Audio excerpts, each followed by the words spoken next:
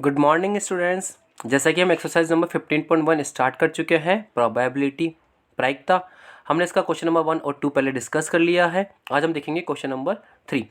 Question number 3 is football के खेल को प्रारंभ करते समय यह निर्णय लेने के लिए कि कौन सी टीम पहले बॉल लेगी, इसके लिए एक सिक्का उछालना एक न्यायसंगत विधि क्यों माना जाता है। मतलब एक कोई गेम स्टार्ट हो रहा है फुटबॉल का, उसमें अपन टॉस करते हैं तो उसको सही क्यों माना जाता है।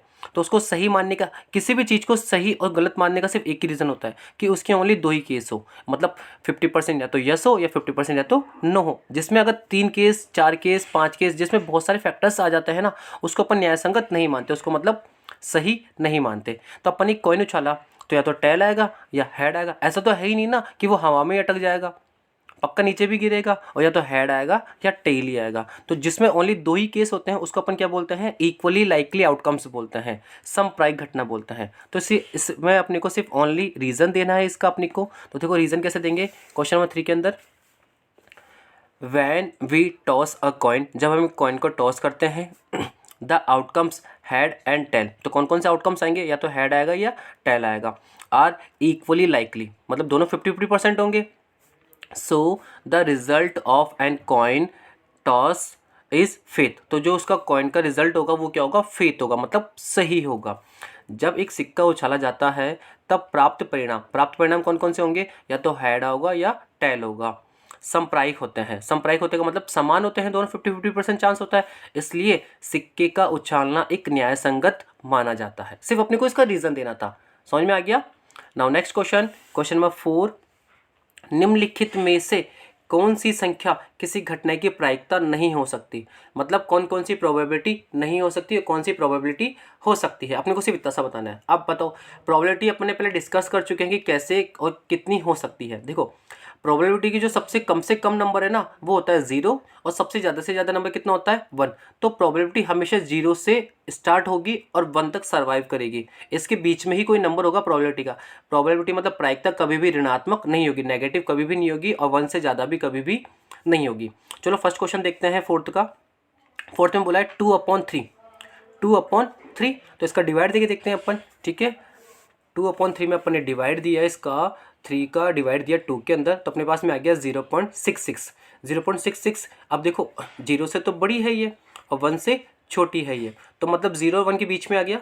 जो 0 और 1 के बीच में आ जाएगा वो पॉसिबल होगा, वो प्रोबेबिलिटी पॉसिबल होगी, अदरवाइज वो पॉसिबल नहीं होगी। सो इट इज़ पॉसिबल, अतः यह संभव है। सेकंड, माइनस का 1.5 देखना ही नहीं है अपने को, आगे माइनस लग गया ना, नेगेटिव आ गई, और प्रोबेबिलिटी प्रायिकता कभी भी नेगेटिव हो ही नहीं सकती। तो अपन यहाँ पे क्या लिखेंगे, माइनस में आ गए ना, प्रोबेबिलिटी नेवर बी नेगेटिव, प्रायिकता कभी भी ऋणात्मक नहीं हो सकती है। क्लियर हो रहा है। Now C part, 15%। अब बताओ परसेंट हटता है तो अपॉन में क्या लगता है 100। तो देखो 15% का अपॉन में परसेंट हटाए तो अपॉन में क्या लग गया 100। नीचे कितने जीरो हैं, 2 जीरो है ना, तो 2 जीरो छोड़ के पीछे से पॉइंट लग जाएंगे, 2 डिजिट छोड़ के पीछे से पॉइंट लग जाएगा, तो कितना आ गया 0.15। अब ये क्या जीरो से बड़ा है क्या, और 1 से छोटा है ना, तो 0 से तो ग्रेटर देन है और 1 से लेस देन है, तो इन दोनों के बीच में आ गया, तो इसको क्या बोलेंगे, सो इट इज़ पॉसिबल, मतलब यह पॉसिबल है। डी पार्ट दिया हुआ है अपने को 0.7।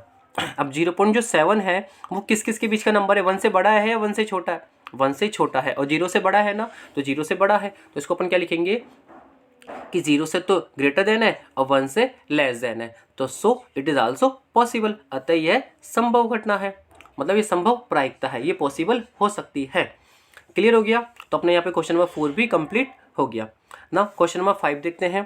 क्वेश्चन नंबर 5 में पीई का मतलब होता है, ई कोई इवेंट है, कोई घटना है जिसकी प्रायिकता है। पी का मतलब प्रायिकता है, किसकी प्रायिकता है, किसी घटना की प्रायिकता है। अपने को कितनी दे रखी है 0.05 दी हुई है, तो उस घटना के नहीं होने की, ई नहीं का मतलब होगा कि वो घटना हो ही नहीं रही, कि प्रायिकता क्या होगी। अब मुझे जरा देख के बताओ हल्का सा कि दो घटना है, एक तो पीई है और एक पीई नहीं है, दोनों का टोटल हमेशा कितनी भी प्रायिकता हो, कितनी भी संभावना हो, कितनी भी घटना हो, 1 2 3 5 6 7 कितनी भी हो, सभी का टोटल प्रोबेबिलिटी कितनी होती है, ऑलवेज 1 होती है। टोटल प्रोबेबिलिटी कितनी होती है, ऑलवेज 1 होती है। तो देखो इसको कैसे करेंगे अपन, अभी अपन ने पहले पढ़ रखा था, इसको डिस्कस भी कर लिया था।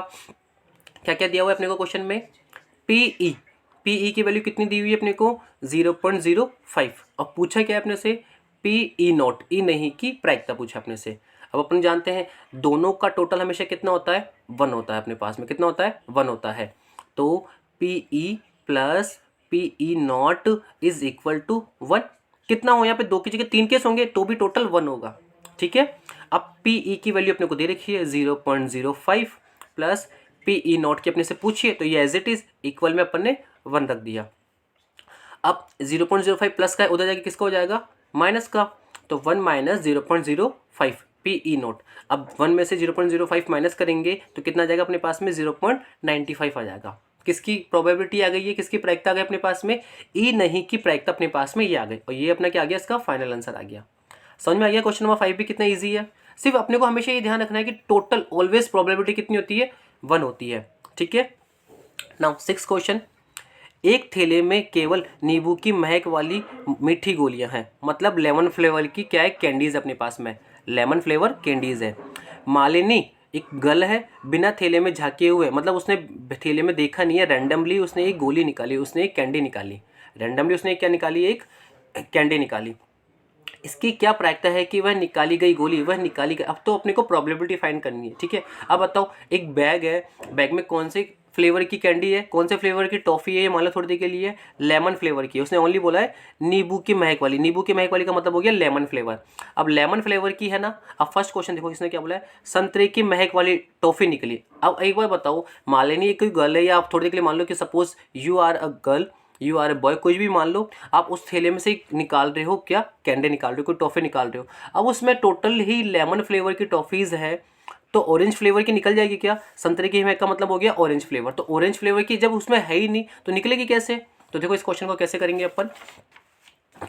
इन अ बैग, एक थैले में all candies are lemon flavour, सभी की सभी टॉफीज, सभी की सभी गोलियां कैसी है, नींबू की महक वाली है ना।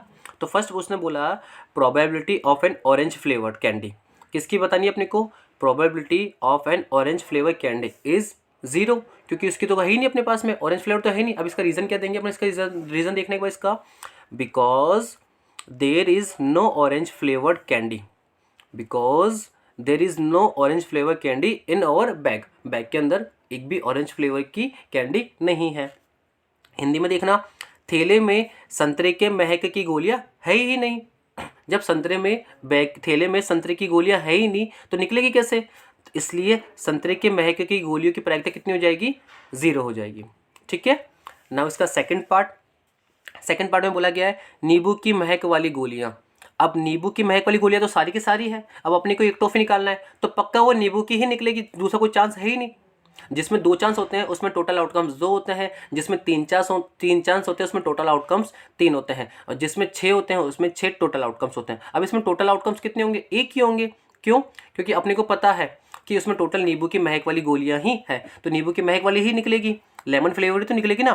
तो देखो सेकंड क्वेश्चन में बोला है all candies are lemon flavour, सारी की सारी कैंडीज क्या है, लेमन फ्लेवर की है। So probability of lemon flavour candy is कितना हो जाएगा अपने पास में 1 हो जाएगा, कितना हो जाएगा अपने पास में 1 हो जाएगा, ठीक है। लेमन फ्लेवर की कैंडी, थैले में सभी गोलियां नींबू के महक वाली है, इसलिए नींबू के महक वाली गोलियों की प्रायिकता कितनी हो जाएगी अपने पास में 1 हो जाएगी, ठीक है।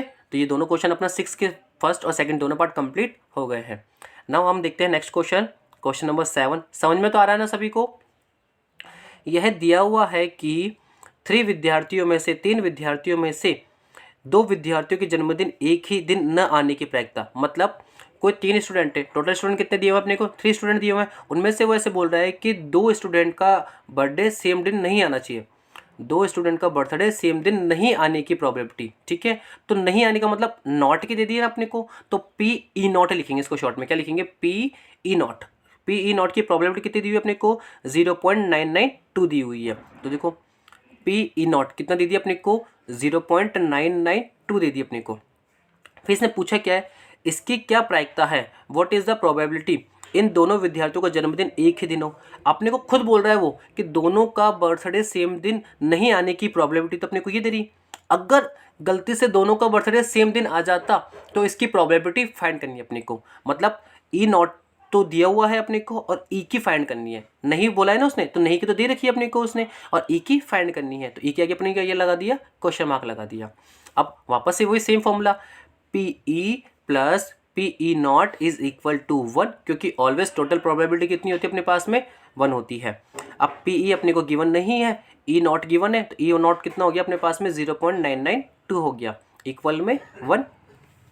अब ये प्लस का होता जाएगा किसका हो जाएगा, माइनस का हो जाएगा, तो 1 माइनस 0.992, और अपने पास में इधर क्या बच गया, पी ई बच गया। अब 1 में से 0.992 माइनस करेंगे तो कितना आ जाएगा अपने पास में, 0.008 आ जाएगा।